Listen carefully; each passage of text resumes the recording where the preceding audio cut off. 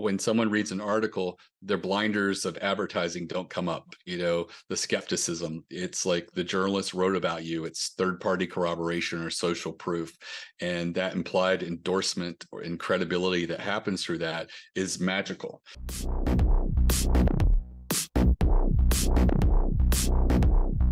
Hello, everyone. Welcome again to Test, Optimize, and Scale. We have Mickie Kennedy on the podcast here today, co-founder, CEO of eReleases, PR expert, press release ninja. I have heard all different types of approaches to winning, earning media, and Mickie has a model that is outside of that. It is based around data, it's based around custom quotes to be able to get wins. Some of the win rates that Mickie has stated to me are unlike anything that we would anticipate in the world of PR. So I've been looking forward to today's conversation. Mickie, thanks for taking time to join the podcast. Thanks for having me. And I know I threw a couple headlines out there about you and your history, but thought we could start with the actual story, familiarize listeners with your path before getting into discussions around PR today. Sure. So, I graduated with an MFA in creative writing with an emphasis in poetry. It's not quite 30 years ago, but I just assumed I was going to wait tables and write poetry in the evenings. And I did that for a summer, and my body ached, my knees hurt, my back hurt. And I was so psychologically spent at the end of the day. I wasn't reading or writing. So I was like, I need a safe office job. And I got hired at a telecom research startup as employee number 3. And because I had writing as my background, just, wasn't the type of writing they were looking for, but it was better than what they had to work with. So they said, figure out press releases and write them and send them out to the media. So I did that. And I got really good at realizing what journalists were looking for. So we were getting all kinds of media attention: Economist, Financial Times, Washington Post, New York Times. We were just heavy hitters. And I just thought to myself, why aren't other small businesses taking advantage of press releases? At the time, we were faxing. And I was seeing a transition where journalists would reach out to us and say, hey, there's a lot of numbers here. Could you just email us that as a Word document? And light bulb went off and just said, fax is dying. Email is the natural progression. And I just started eReleases with my own little Rolodex of journalists and built it up before I launched with about 10,000 journalists. And I was just a matchmaker, sending press releases to different journalists, depending on what my client's industry was and what their beat was. And it changed a little bit over time to also include a newswire distribution by partnering with PR Newswire. And so all of our releases that go out today are a national distribution over that wire, which normally charges like $1,200 to $1,600 to move a 400 to 600 word press release. You guys do quite a bit of volume. We do anywhere from let's see.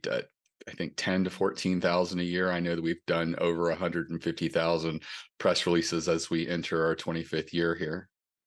Huge. Now, when I think of press releases, I definitely think of syndication that provides credibility, visibility, perhaps. What are your perspectives towards the use of press releases to promote brands, promote authors, small businesses, startups included in there as well? What are some fundamentals on how to do press releases right? Right. So for me, I believe that a lot of the syndication is not important. There are 3 newswires or press releases in the US that actually send the press release to journalists. That's PR Newswire, Business Wire, and Globe Newswire.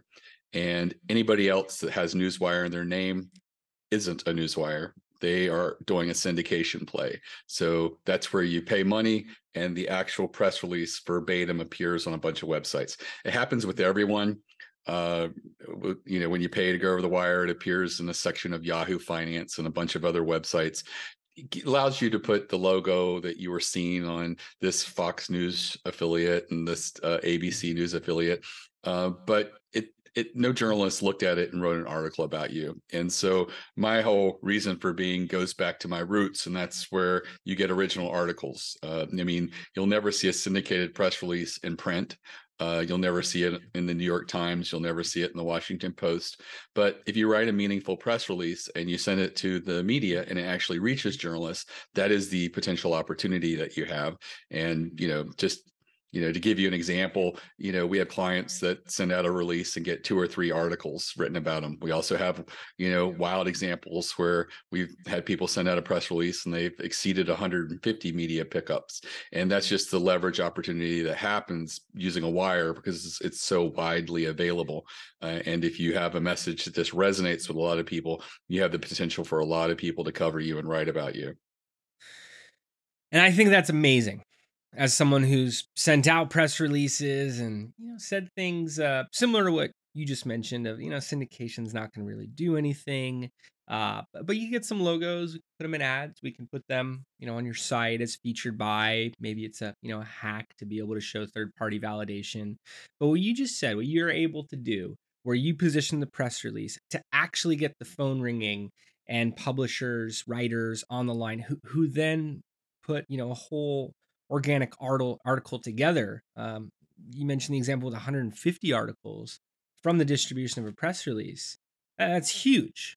Any marketers listening in, anyone who sent a press release would say the same. How were you able to do that? What is a formula or a philosophy that you use to be able to get writers interested, let alone reading the press release to the point where they're then creating content, they're then creating an article around it? Right. So I get a lot of press releases that are already written that come through e-releases that are very similar to the ones that are out there. A product launch press release is basically like, here's a new product, here's a list of features, and here's either a product spec sheet on our website or a buy button.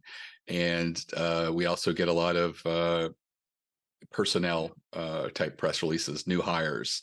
And the thing is that unless it's like a major industry veteran that you've got or a new CEO, it's not very meaningful outside of maybe one trade publication in your local newspaper or maybe business magazine. Nobody's really interested in that. So paying to go over a wire for something like that is not an effective use of your capital. So what I try to get my clients to do are more meaningful types of releases. So I'm often educating people after the fact, before their next press release, the types of releases that they should consider doing. And one that I always get challenged that we're not newsworthy, no one's interested in us. We've tried everything, it doesn't work. I tell them to do an industry survey, and I've never had it fail. Where uh, go to Survey Monkey, put together a 4-page survey, 4 questions on each page, total of 16. You can, on the last page, you can put some wild or left field type questions, because if they stop at that point, you've still got 75% of their responses. And ideally, the most important questions were already asked. And you then send it to people in your industry. If you don't have an audience, and most people don't have an audience of other people in their industry, it's very easy to target a independent or small trade association within your industry and ask them if they'll send it to their members in exchange for you mentioning them in your press release you'll be issuing over the wire. The small and independent trade associations do not get a lot of media attention, and so they will often see it as a win-win. A potential for them to get some media attention as well. And they'll send it. I've had a few push back and ask if they could co-brand the survey.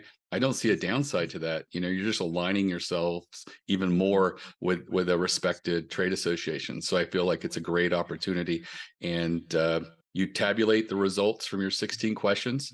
Hopefully you ask very meaningful questions that are timely, the types of questions that are in flux because of things that are going on in your industry. Potentially, what are the questions you would ask people at a trade show or conference? Have you noticed this within the industry? Have you, take their temperature on things like that. If the economy's changing, or the dynamics of how you're spending money is beginning to change, like you're tightening back on your marketing, ask if they're doing the same. Ask what their spend is like going to be like over the next 2 quarters for marketing, the same, less, or more. You can ask questions about hiring. Things have changed since the pandemic, and a lot of people don't want to work in the office, and there are culture issues. And so, are they having trouble hiring or retaining employees? Or are they having to face a layoff or something along those lines? So a lot of different things you can ask to take someone's temperature at this point in time, that people in your industry would want to know what the answer is. And so just spend a little bit of extra time there. When you get the responses, you're not going to you're going to pick what were the biggest aha moments from the survey. And you're going to maybe focus on just 2 to 3 of those questions in the press release, and put some amazing quotes as to why you feel the survey skewed a particular way. You're the expert, and you're providing the analysis here, and you put that together. You send it out, and often the least I usually see is 4 articles from this. On average, I have one client that does about 30 of these a year. They represent lots of little micro verticals, mostly within the tech space. And they often get between 8 and 14 articles for every press release that they do. And so, and the cool thing is, next year they can ask different or same questions, and people still want to know the answer, because it's a year apart from when they last did the survey. And so this works extremely well.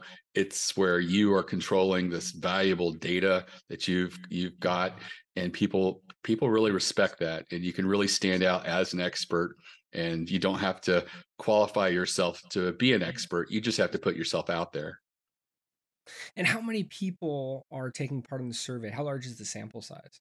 Right. I recommend that you get at least 100 responses. On average, a lot of the smaller trade associations usually represent between like 500 to 1,500 members. Sometimes it might be a little bit more. But generally, once you get over 100 responses, the media sort of takes it a little bit more seriously. If you get 200 or 300 responses, even better. But I find that once you reach the 100 level, it's fine. You just emailing 100 plus professionals. Perhaps you have a relationship with others that you do not. And I mean, any other recommendations? Should you be emailing, or sending on LinkedIn to 500, 1,000, thousands of people to be able to get that 100 in the I survey think that itself? LinkedIn sort of restricts how many people you can contact. So I wouldn't recommend LinkedIn for this. I recommend the trade associations. They've got the Going through list, them. and they'll gladly usually send it by email or social media. Often you can get them to do both. And when my bank asks for me to do a customer survey, I'm not doing it. But if it's an industry that I belong to and I feel passionate about, especially the small and independent trade associations, they I usually do it. And it's also a great way to sort of stand out with colleagues in your industry, other businesses like yours. At the end of the survey, you do have the option of clicking the finish button and taking them somewhere. So take them to a page on your website, thanking them, introducing you, and what you're about. And that's a great way to sort of network within your industry, just having them complete that survey.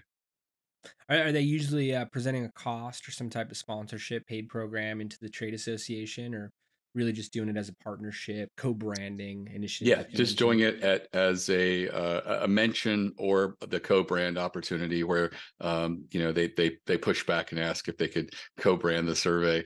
and Right. and I just feel like that's really smart from the trade association standpoint. It's like, let's sort of hijack the survey a little bit, and but I don't see a downside to it, and Likewise. good for them. Yeah. Yeah. And then you were mentioning a group that's regularly getting 8 articles plus from there. Once you have the survey, it's let's say it's co-branded with the trade association. Are you taking additional steps from there to be able to get those write-ups? Or is it just dominoing on its own? Or are you physically reaching out to writers and saying, hey, have you looked at this press release? Have you looked at the study? Is this something you'd like to cover? Are you using it as something to point at, or is it organically getting those, It's 4+ organically articles? getting it from just hitting the send button on the wire and it just going out there. Some of them will reach out to you. I do recommend that you build a resource page on your website. Mention all 16 questions that you ask and give the responses for all 16 questions. Um, Sometimes journalists will go through and try to flesh out a story that you didn't mention in the actual press release because you focused on the two or three questions that you thought were going to be the best, but often they might find a different story. And I've actually had that shape a second press release. We're like, wow, a couple of journalists looked at the page and wrote about this and we never talked about it in the press release. Maybe we should do a press release on that and then get additional mileage by focusing on a different aspect of the survey. I love it. I haven't heard this approach mapped out as such, and as a marketer, I see so many benefits to this, and the relationships that are built. By the way, do you ever have the participants promoting the results of the survey? Do they ever point out, "Hey, I was involved in this. Check out the findings"? Well, one of the things that I recommend is on the page that you send people to, thanking them for the survey, is to offer to collect their email address and make sure that you send them the findings of the survey. Often, many of them will do it because they have natural curiosity what other people in the industry felt about this. So that's a great way to then reach out to them once you have the press release and send the press release along to them, the resource page where you built out all the responses, and again, just maintaining and building a relationship with other people in your industry. You don't realize the potential that you have for synergies between you and other people. So many people view other people in their industry as just competitors. And to be honest, some of the best things that's ever happened at eReleases came from competitors and just talking with them. I had not partnered with PR Newswire at the point that I did, and it was because a competitor had talked to me and said that, hey, they reached out to them and maybe you'd want to talk to them. And I just said, I don't see how me charging a couple $100 and them charging $1,500 or more, we're going to be able to make anything work. But we talked, and it's been a relationship that's been going on for more than 10 years now. Likewise, and my company operates in more of a niche space, and there's assumptions that agencies would not want to talk to each other. We're competitors. We're going against each other for a limited, marketplace of clientele of brands. Where same thing you're saying, I am able to share notes productively. I look at it as a rising tides lift all ships mentality, and great things have come out of those discussions that shaped our products. And we want to do whatever we can to see a higher success rate industry wide at this point. And with that type of approach, I've seen amazing things come out of strategic partnerships. Even hearing what you put together with PR Newswire and with competitors, I think that's a great message to get out to founders. Yeah, absolutely. For e-releases, for example, we work with mostly small businesses, and there are people out there that focus on publicly traded companies of whom we don't touch just for liability purposes. And so when someone comes to them that's just small potatoes and they don't want to pursue that as a client, they can recommend e-releases. And I do the same thing when people come in and they're publicly traded and they're just not a good fit for me. I can refer them to someone else as well. Mhm. What are some other easy access points for groups that are new with press releases or media as a whole? What about local? Is that a place that you've been able to see more traction from groups who are just getting started? Yeah, local is a great place for anybody to start. And it's also a great place for you to start yourself. You don't need to pay a service like eReleases money for local media. Because if you think about it, in everybody's local market, there's probably less than 10 people who would write about you. Find out who they are, get their email address, and just communicate with them. Like your local newspaper, who covers your industry, get their email address by either looking online or calling them and asking for it. They're members of the community. They're not celebrities. They're not trying to hide and have gatekeepers. They are accessible. So just say, hey, I'd like to send a pitch to this journalist. Can I get their email address? And they may forward you to their line. and you just ask them directly, and they'll usually give it to you. I don't see, other than a few curmudgeons, a lot of people saying no to this. If you're lucky enough to have a business newspaper or business magazine or even both, again, who covers your industry in those publications, get their email address and build your Rolodex. And then once you have this little Rolodex, other people to think about are there like suburb papers or weekly papers that have industry write-ups? Are there news programs on the TV or radio that sometimes spotlight businesses or have segments on the industry? Find out who the producer or booker of those segments are and get their email address, and just do the same thing. As you have a interesting pitch or idea, send it to them. You do not need to write a press release for this. You just need to write 2 to 4 sentences giving them the hook. And if you want to, provide a ready-made quote where you just say something very beautiful or succinct or powerful, and include that, because a journalist can write an article around an amazing quote. And when they see an amazing quote, the light bulb goes off for them, and they already start to see how the story can come together. Send that to them. How often? Could be monthly, could be every other month. I do believe to establish a relationship with a journalist, you need to do it at least quarterly.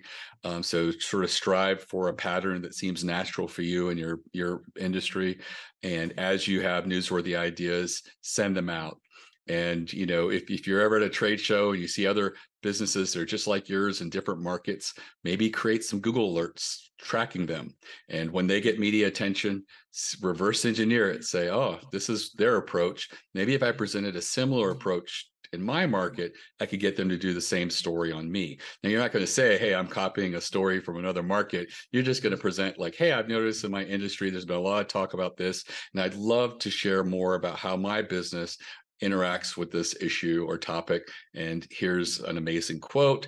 And again, you just send it out. And any of these things will get you media attention. It may not happen initially, but generally, as you reach out to these journalists again and again, you will get recognition. And a strange thing happens where after time, you don't have to send anything.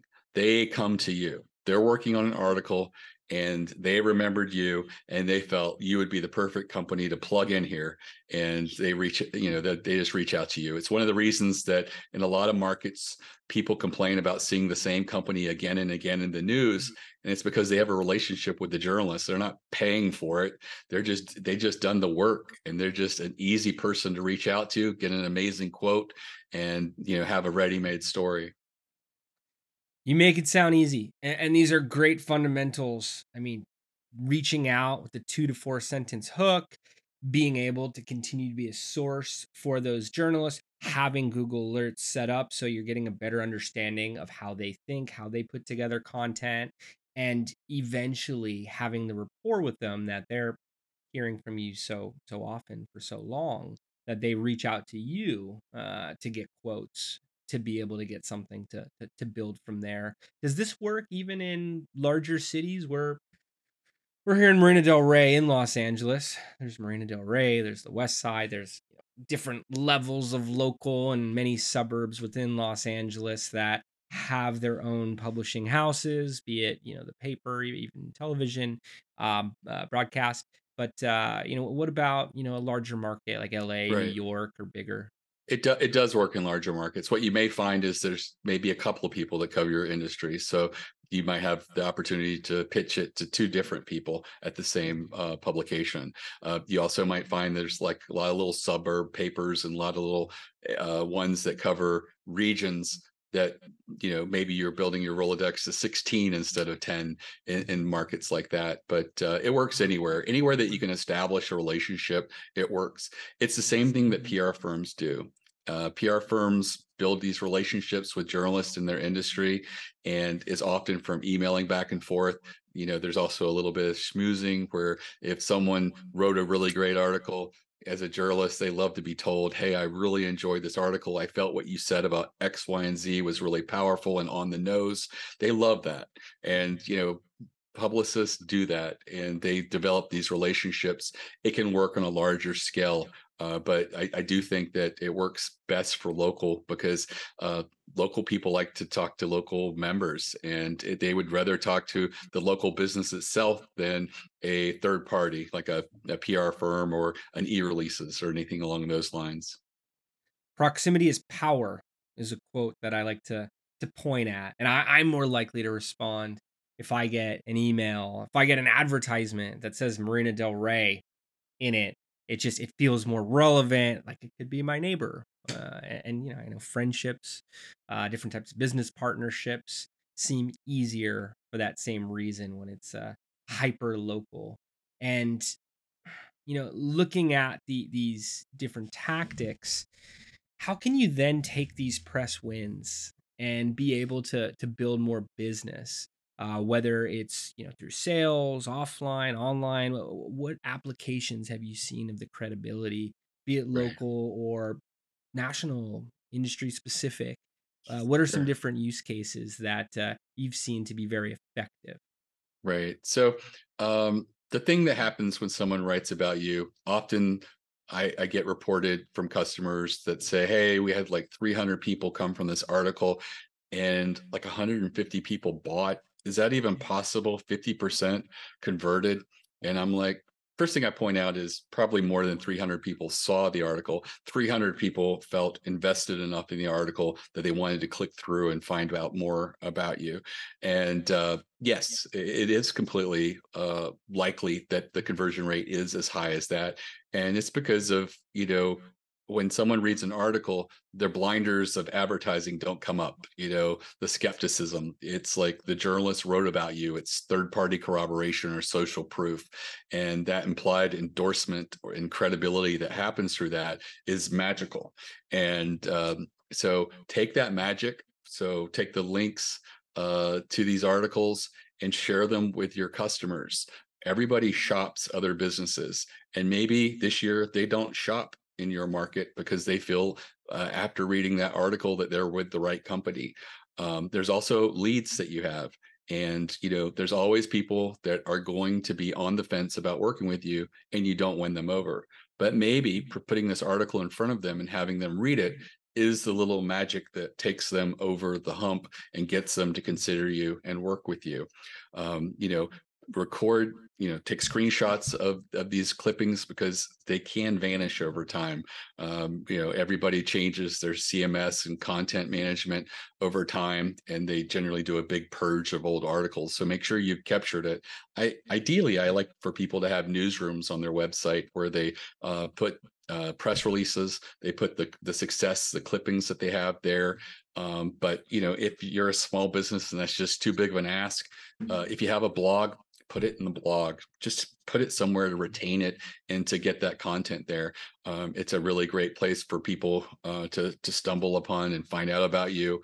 Mention it on your social media when you have these links, and share the images of maybe the mastheads or the logos out there.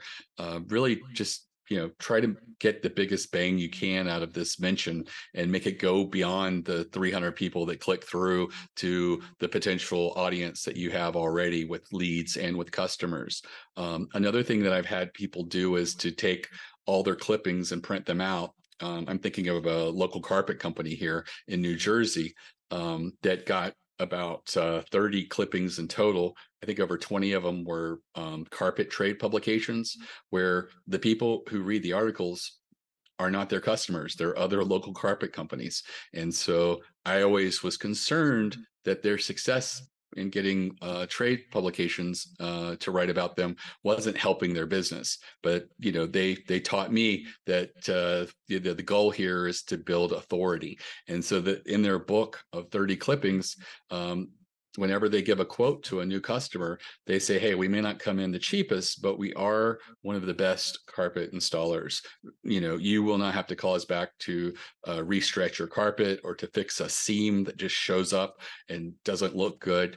We've been recognized in Floor Trade Weekly. And they start opening the book and showing them. We've been in the local newspaper. We've been picked up by New Jersey Magazine, and they just go through page after page. And a magic thing that happened with them is they started converting 17 more cells, just adding what they call a brag book to their sales arsenal and sending that out to people who are giving quotes to people in their homes.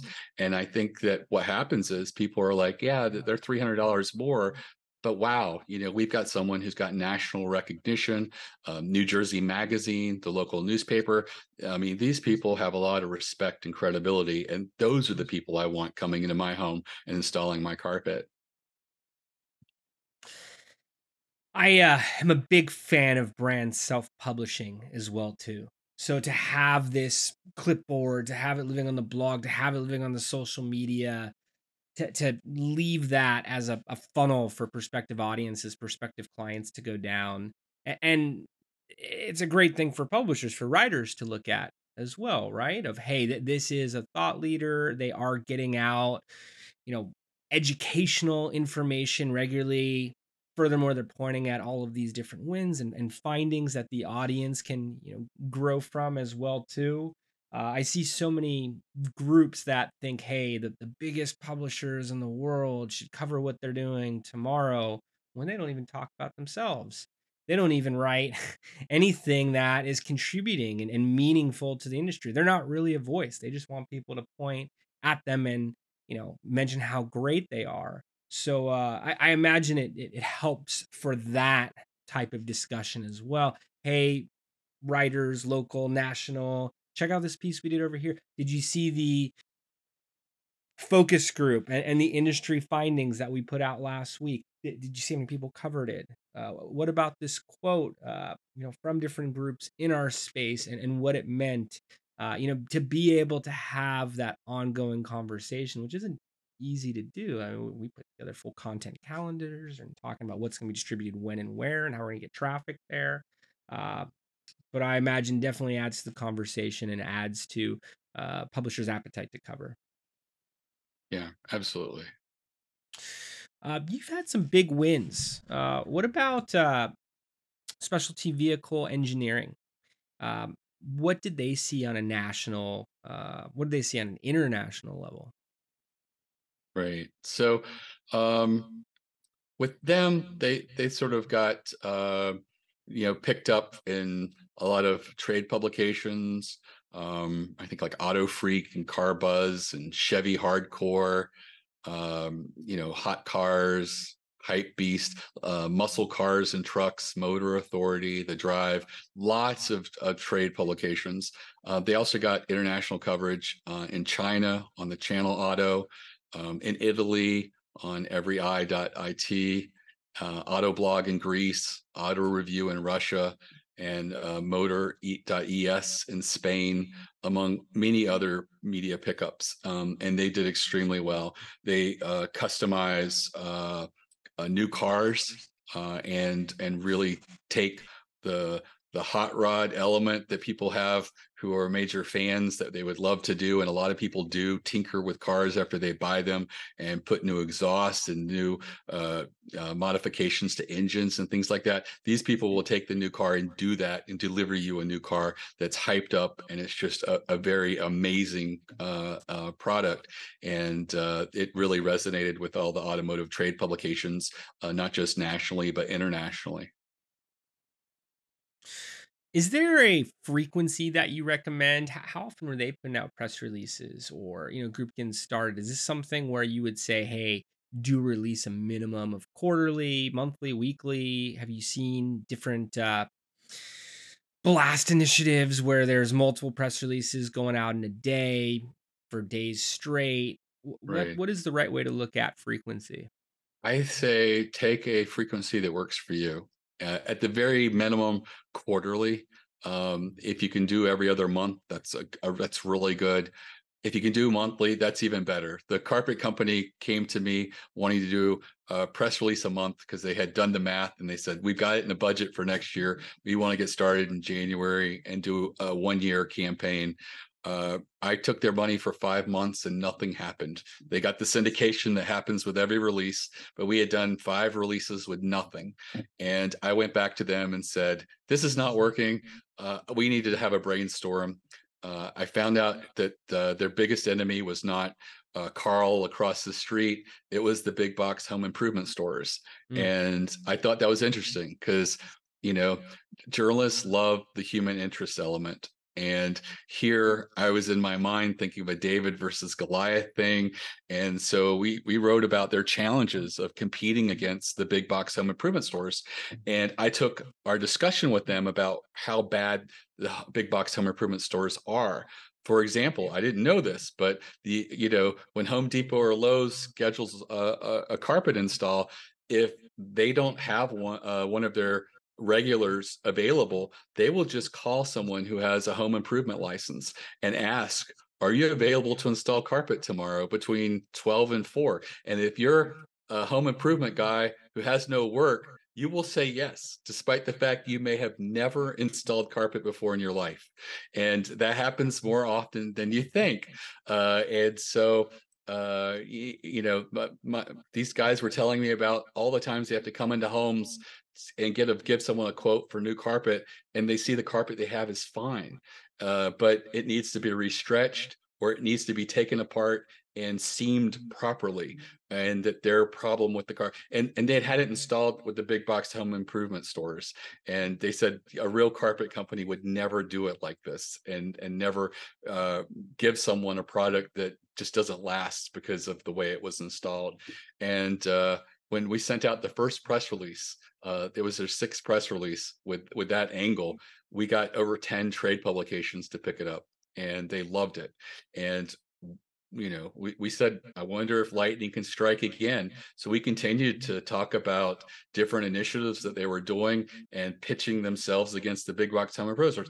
And at the end of the year, we had over 30 publications that picked it up, including New Jersey Magazine and their local newspaper. And so it's really great when it all comes together and works. And it does sometimes take brainstorming and rethinking the types mm. of opportunities that are out there, and even more importantly, staying committed. Because if they had given up at month 4 or month 5, look at what they left on the table. The potential to increase their conversion 17%. Huge numbers, and that's exactly what we say all the time as well. Uh, Nature of the podcast: test, optimize, scale. Continue testing, optimize it once working, so you could find those opportunities to scale. It sounds like if they would have stopped 5 months in, they would have gotten the syndication, but outside of that, somewhat of a loss in terms of additional media, additional traffic, additional sales. But because they kept testing out new angles, once they found something that resonated, um, common issues that occur with contractors in big box stores. Maybe initial exposing of it, but because it was that discussion that was very relatable, very eye opening for so many customers, you were able to see it covered right and left, and 17%. I mean that's massive. Uh, what about listeners and viewers? How can they test this out for themselves? What are some different recommendations that you would have towards their initial releases? And you've already given so many great insights with Sure. the focus groups, with the quotes, finding the real issues and being able to talk about that transparently. But what are some different how tos that you could recommend for founders tuning in? Sure. I'm going to recommend a free masterclass that I have. Okay. It goes through in less than an hour all the different types of strategic types of press releases you could potentially do. And these are the types of press releases that result in media pickup. And it's at ereleases.com/plan, PLAN. And again, it's completely free. I'm trying to get my clients to do more strategic types of releases, but it goes into detail. And I think that anybody who is new to PR or press releases, if they start from there, they will have in their mind potentially strategic types of releases that they could do a PR campaign with. And I do think that anybody who's considering press releases do commit to a campaign of 6 to 8 releases. Give Hmm. it a fair commitment and test. trying, 6 to 8 different types of releases. Ideally, these strategic types of releases, Strategic. where in the case of the carpet company, they researched the industry and determined that there was a blind spot where nobody was talking about the big box home improvement stores, despite them being the bane of almost every carpet company. And we were just really able to collateralize and make that work by bringing that to light. In fact, one trade publication came back to the client and said, "You've been doing a lot of marketing press releases that our readers really love. Would you consider doing a marketing column with us?" And that's the kind of opportunity that comes up when you bring something to the attention of your industry that they've kind of ignored or allowed that gap to exist, and you brought it to light. Other types of strategic things are like anytime you use data. I mentioned the survey or study, but sometimes you can take data that's already publicly available and just package it in a very interesting way. For example, if you have a product launch press release, so many people forget that journalists are storytellers and they're missing the ingredients to create a story arc. So if you just say, "Here's a product, here's features, and here's a buy button," it's hard to build a story there. But if put a case study in there, someone who tried the product, what their results were, and even get a quote from them in the story, that a journalist can create a story arc there. So sort of reverse engineer not what you want to promote, but what you want to promote through the lens of a journalist who's protecting his audience, and make it interesting and intriguing enough that the journalist wants to share your message with their audience. With that end audience as the focus, because Right. that's going to be what the writer, the journalist is looking to put out there. And love how you're mentioning data. I'm a data guy. Having numbers in there, whether you produce them or whether you're quoting who did, the only way to measure is with numbers. It adds so much more legitimacy and authoritativeness to content. In my experience, definitely recommend viewers, listeners to check out the ereleases.com/plan as well there too. And again, Mickey's already given us so many ideas of what can test out, but the strategic element of it and including data could even lead to your own column. What about optimization? So many of these podcasts, articles, 101, best practice pieces of content, just make it sound easy. You've already talked about some campaigns that took a while to be able to get to a good point. You were able to go to the strategic route for the example you gave, but what are the best approaches towards optimization, especially if it's not working? Release one, release two. I mean, you gave us the recommendation 6 to 8 releases, which is fantastic. What would you do on some of those later releases or even after that if it's not earning media? Right. I would look again at what you're announcing. If it's a product launch press release, maybe you mentioned a use case study, but maybe you could have peppered in some numbers, like public numbers, like, hey, 62% of the people in our industry find that they're suffering from this challenge or this problem. So you start including some numbers and data. Could you go back and incorporate that into your releases? Is there messaging that is really trending in PR? There's this concept called newsjacking that became really famous about 10 years ago, where if something's a hot button item right now in your industry, join the conversation. And it does not work at all right now because everyone's doing it. But it does work in reverse, where everybody is talking in concert with the same viewpoint. Be the contrarian, be the person who says just the opposite.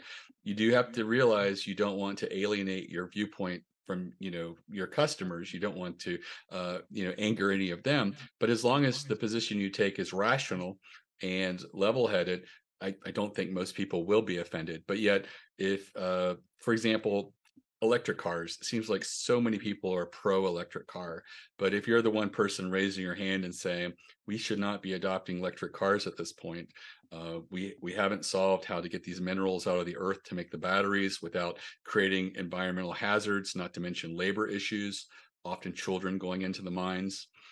we haven't solved how to get rid of these batteries at the end of their life. Are we creating an even bigger problem in landfills? And lastly, have you seen these cars that just catch on fire and burn? Uh, Fire departments sometimes have to put more than 25,000 gallons of water on an electric car to put out the flames. And so that's a rational viewpoint of the cons or the negative of electric cars. And no one is going to not do business with you because of that viewpoint.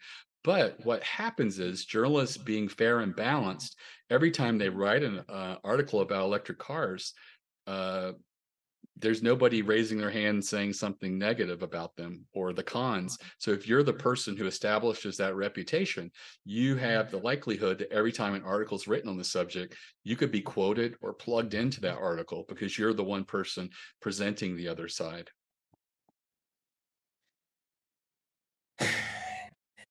The newsjacking we see happen on many channels, having the opposing stance, but for all the right reasons and with all of the right data points around it, and being able to earn media off that is such an interesting topic. We see it in broadcast, and to hear how it's working with press releases and different types of earned media is really fascinating. Thinking about applications for it in my own industry and verticals that it touches. What about when you find that winning scenario? How are you able to scale with press releases? Uh, we talked about frequency, you said monthly to quarterly. I imagine some initiatives allow for more than that, of course. But what are different tactics that can be used to operate at scale using this type of media? Right. I think that taking what works and determining if you can strike again, bigger, better, badder, what really resonated with people, and see if you can really drum up the excitement and put it out there. Sometimes it doesn't work. Sometimes it's like the initial one that you did is the only one that works, but I think we find many times that replicating it works again and again. I think I mentioned the company. Well, there's a company, Clutch.co, that does 30 of these micro vertical surveys a year. Uh, Everyone gets between 8 and 14 articles written about it, and then they do a very similar survey the following year for the same verticals, and they keep getting the pickup again and again. So you have to play with it to find what works. And sometimes it's something that you can just create a pattern, and it's as easy and becomes formulaic almost like the survey. But other times you have to get in and really just dig around and come up with other ideas, other things that could potentially work. About a third of the people that appear on Shark Tank use us to send out a press release when their episode airs. And they often get media pickup, which is easy. They're on a national TV show. But I've also noticed the pattern with people who are startups, like the people who appear on Shark Tank, but they're not on Shark Tank. And I think the reason they do so well with media is that they really know their story really well. They have an elevator pitch of what makes them unique, that they can say very succinctly and put that front and center. And also really important is they often have the human interest element. Everybody has this, what led to us starting this business or this product, and they're really good about owning that story and getting it out there. People love human interest elements. I had one client that they had an embarrassing story about how Thanksgiving was ruined one year because of the business, and they had to sit around in a either garage or warehouse fulfilling orders. And we shared that, and they got picked up. And that was the lead into the article that was written about them in Inc. magazine. And, it's because Inc. magazine loves to share little stories that everybody can identify with. And here was one that anybody who's had growing pains at a company can relate to. And it's kind of amusing and funny, especially when you're distanced by a few months or years from that. But it really does work. And the client did not want to have that in the press release. They were embarrassed by it. They felt like it showed them as being small or vulnerable. And Mhm. what you realize is being small and vulnerable is an asset. Journalists don't like covering well funded large companies. They like to be seen as curators and put the spotlight on little mom and pops and unknown companies. Kickstarter campaigns, like here's something really intriguing and interesting, and then they just blow up and explode. Everyone loves that growth story. Sort of called the Cinderella story, whatever it may be, and also those relatable moments. I would definitely read that article about them packaging in the garage during Thanksgiving versus just the CEO who's had no dropped balls this year. Everything's just been great. There's less to it. It doesn't really reflect the human experience, at least for me, or what I see with entrepreneurs on a daily basis. That level of authenticity is definitely present there as well. Definitely. Well, awesome, Mickey. You've given us so many great insights, recommendations here today. I really want to thank you for taking the time to come on the podcast, with 10, 14,000 press releases going out a year. Imagine you're slammed and with all the partnerships. So it really means a lot. And again, the angle to be able to make your press release irresistible to publishers, to writers, is very clear and stands out. So want to thank you for that. And as we begin to wrap up, any final thoughts you want to leave listeners with, and what is the best way for them to get in contact with you, get in contact with the company for more information? Sure. So the website's eReleases.com. All of our social media is on the lower right. That's my direct LinkedIn. Feel free to reach out to me there. But if you're looking to do a press release or talk to someone, I recommend that you just give us a call or email or chat on the website. The only person you'll talk to is an editor. We have 7 editors at the company. No salespeople, no commissions or quotas.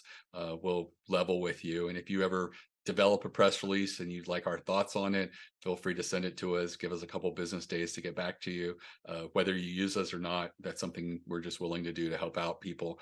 And we do recognize that when it comes to PR, a lot of people don't know how it works or what the expectations are. And we really help hold people's hands and navigate through that process.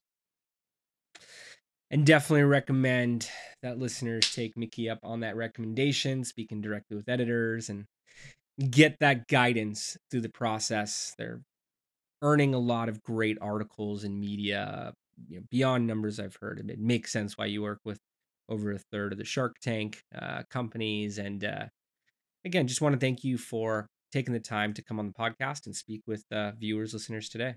Oh, you're very welcome. It's been a pleasure. Thanks, Mickey. And want to thank everybody for tuning in. We'll see you next time.